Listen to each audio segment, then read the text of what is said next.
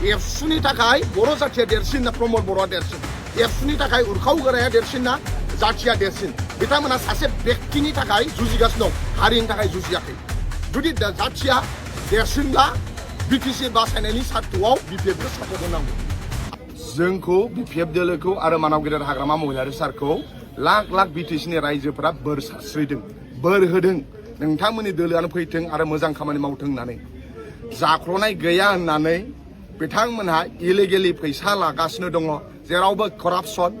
UPPL सरकारखौ रायजो राजाया मुगैदों रागा जोंदों दिनै बिपिएफनाव बोर दङ रायजो राजानि नाथाय इउपिपिएलनाव रायजो राजानि रागा जोंनाय आरो मुगैनाय इउपिपिएलनाव दङ दिनै जोङो रायजो राजानिफ्राय ब्लेसिं रिलि लादों रायजो राजानि बोरा जोंनाव दङ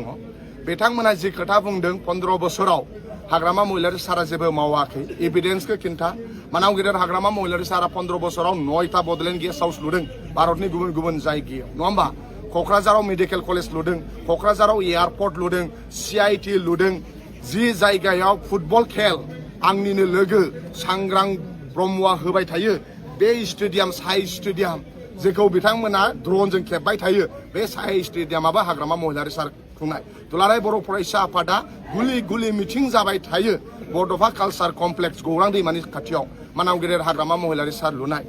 उदालगुरिनिफ्राय तामुलपुरसिम जि लामायाव फुरा इउपिपिएल एबसुआ लिरला जोबनानै दाबाय इउटि रड बेखौबो मानाव गेदेर हाग्रामा महिलारि सार खालामनाय चिराङाव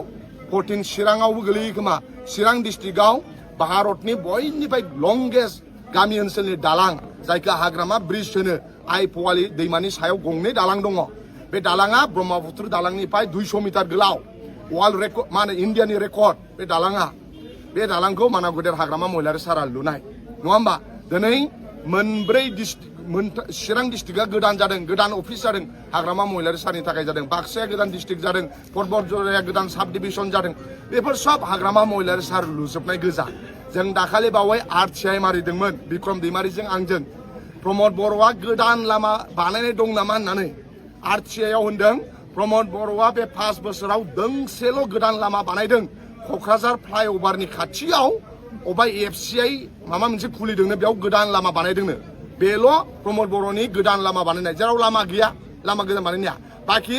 लामाफ्रा रिपेयारिंल' बिथांमोना खालामदों बडलेण्ड गेस्ट हाउसखौ रिपेयारिं खालामदों लामाखौ रिपेयारिं खालामदों गोदान दालां लुवाखै दिनै बिसिबां भेन्सार स्कुल भेन्सार कलेजफोरा सरकारि जादों हाग्रामा महिलारि सारनि समावसो जादों दिनै गोदान डेभेलपमेन्ट जेबो खामानि मावनो हायाखै बिथांमोना खेला आरो मेला खुंनानै कररपति जाजोब्बाय प्रमद बर'जों थाफाग्राफोर प्रमद बर'आ दिनै रायजो राजाया थिरांथा लाबाय सोर मावदों सोर मावाखै रायजो राजानाव थांनानै सोंहैदो साफ्रोमनिबो गोरबोआव दंखायो जे 15 बोसोराव हाग्रामा महिलारि सारा जेरैबायदि खामानि मावदोंमोन दिनै बिटिसिनि कन्ट्रेक्टरफोरा नोरजिया जाबाय गिदिर खामानिखौ बिटिसिनि कन्ट्रेक्टरफोरा मोनला लामा दालां बाहेरानि मानसिफ्रासो फैजोब्बाय बेखौ दिनै कन्ट्रेक्टरफ्रा रागा जोंनानै दं भेन्सार स्कुलनि मास्टारफ्रा रागा जोंनानै दङ सेल्फ हेल्प ग्रुपनि आइजोफ्रा रागा जोंनानै दङ गोदोहाय ICDS मिड डे मिल आरो हेल्पारफोर जाय स्कुलाव ओंखाम सङो बिथांमोनहा बिटिसि सरकारनिफ्राय दरमाहा होयोमोन बिथांमोनहा 1500 दरमाहा बिटिसि सरकारनिफ्राय फैसा होयोमोन बेखौ प्रमद बर'आ स्कुलनि ओंखाम संग्रा मिड डे मिलनि फैसाखौबो दाननानै गाव जानानै थादों दिनै बिथांमोननोबो फैसा होनो हायाखै मिड डे मिल आरो ICDS फोरनो दा ओंखायनो मोनफ्रोमबो थाखोनि सुबुंफोरखौ प्रमद बर'आ नोरजिया खालामबाय मोनफ्रोमबो थाखोनि सुबुंफोरा दिनै फोरोंगिरियानो जा लेखा गोरों लाइमोन सेंग्राफोरानो जा कन्ट्रेक्टरफोरानो जा बिजनेसमेनफोरानो जा सब थिरांथा लाबाय एबारनि इलेक्सनाव बिपिएफनो भट होगोन आरो बिपिएफखौ देरहाहोगोन मानोना दाखालि बावै कुसुगावआव जाय बिमाया गावनि फिसा हौवाखौ फरायनाय समाव गोजां बोथोर समाव 3टा 4टायावनो फोजानानै बिमायाबो थाफायोमोननो फिसा हौवाखौ मोजां लेखा गोरों खालामबाय दाखालि बावै 3rd ग्रेड 4th ग्रेडनि साख्रि ओंखारबाय इन्टारभिउआव पास जाजोब्बाय नाथाय लास्टआव इउपिपिएल प्रमद बर'नि सरकारा 8 लाख थाखा ना बेसे थाखा बिदोंनो आरो बै इउपिपिएलनिनो लिडारमोन 8 लाख थाखा होनो हायिनि थाखाय लेखा गोरों फिसा हौवाया साख्रि मोनासै बै बिमाया गाबै बुंबाय इउपिपिएलनि लिडार जानानै दिनै साख्रि मोनासै 8 लाख थाखा बिजाबाय बिथाङा दिनै बिपिएफआव फैबाय आरो बै बिमाया बुंदों साफ्रोमबो बिमाफ्रा थांखि लादो साफ्रोमबो लेखा गोरों सेंग्रा सिख्लाफ्रा थांखि लादो साख्रि मोननांगौब्ला थाइसे थाखा फैसा होआलासिनो साख्रि मोनगोन हाग्रामा महिलारि सारनि सरकार समावसो प्रमद बर'नि सरकारा लेखा गोरोंनो आरो मोनथावथावफोरनोबो साख्रि होआ अकल फैसा गोनांफोरनोल' साख्रि होयो होननानै बै बिमाया गाबै गाबै खावलायदों आरो बे बिमानि गाबै गाबै खावलायनायखौ जोंनि बिटिसिनि सेंग्रा सिख्ला लाइमोनफ्रा बुजिगोन आरो साफ्रोमबो बिमाफ्रा बुजिनानै नांगोलनि सावगारियाव भट थुगोन जों बेखौ मिजिंथिनाय थाबाय साबायखरा प्रमद बर'आ मानाव गेदेर हाग्रामा महिलारि सारखौ साबायखर बावनांगौ जाय बिसिडिसिनि सेक्रेटारि जादों बिसिडिसिआ बिटिआर सुक्तिजों जानाय बिसिडिसि नङा बिसिडिसिआ जादों बिटिसि सुक्ति बिएलटि सुक्ति खालामनानै आरो मा होनो बेयावसो लिरनाय दङ मानाव गेदेर हाग्रामा महिलारि सारा 2012आवनो Bodoland council village act pass खालामदों 2012आवनो जोंनि बिसिडिसिआव सेक्रेटारि जानांगौ होननानै आयेन पास खालामनानै हरदों बै समाव गभर्नरा सहि होथ'वाखैमोन ओंखायनो एसे गोबाव जादों दिनै मानाव गेदेर हाग्रामा महिलारि सारा 99 पइन्ट बिसिडिसिआव जोंहा सेक्रेटारि जानांगौ आरो बिसिडिसिआव सासे सेक्रेटारि होनांगौ होननानै साख्रि थिसननांगौ होननानै 90.9% खामानि मावखालांखाजोबदोंमोन दिनै जास्ट 1%ल' क्रेडिट लानो थाखायल' इउपिपिएलआ होफैदों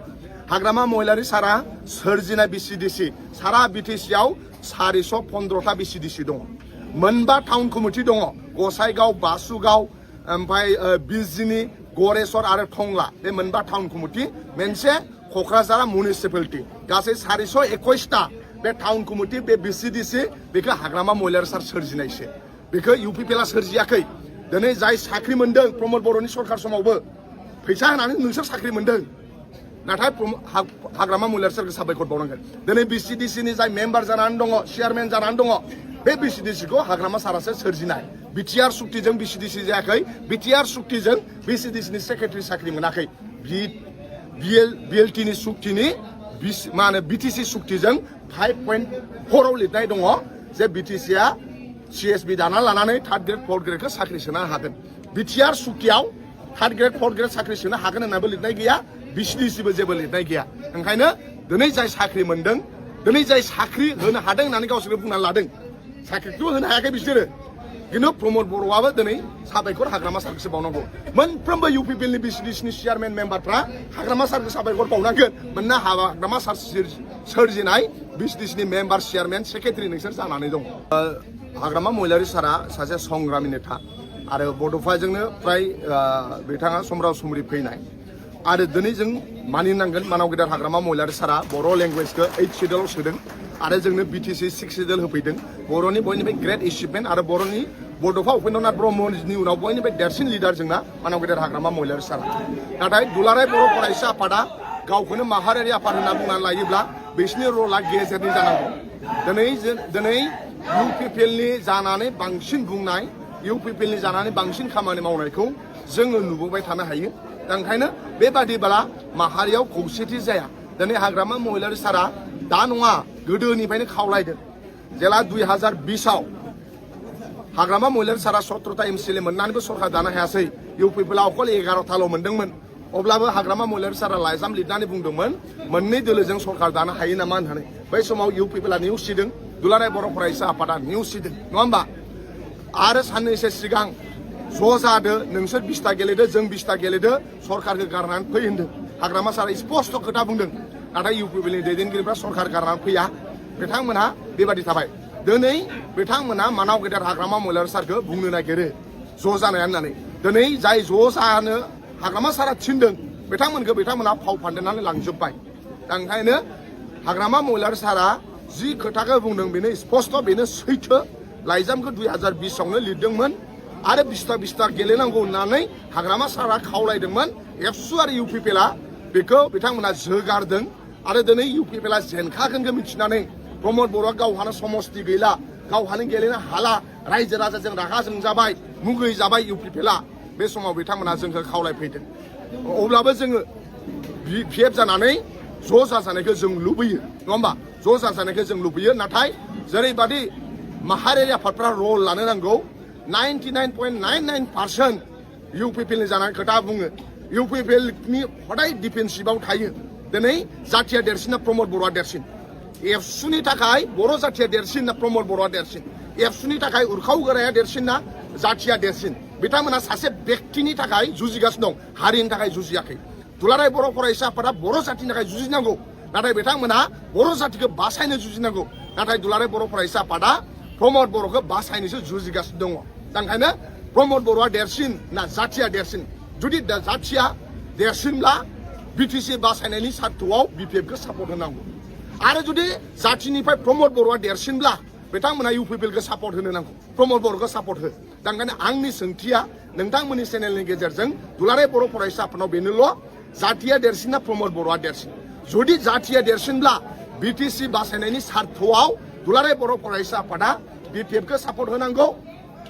आरो नङाबा बिथांमोनहा इलेक्सनाव बाहागो लायामालासिनो दलर थानो नांगौ आरो जुदि जाथिनिफ्राय प्रमद बर'आ देरसिनब्ला जाथिया जि जाय जालांथों नाथाय प्रमद बर'आल' लिडार जाना थानांगौ सानोब्ला बिथांमोना प्रमद बर'खौ बासायनो थाखाय खामानि मावब्लानो जाबाय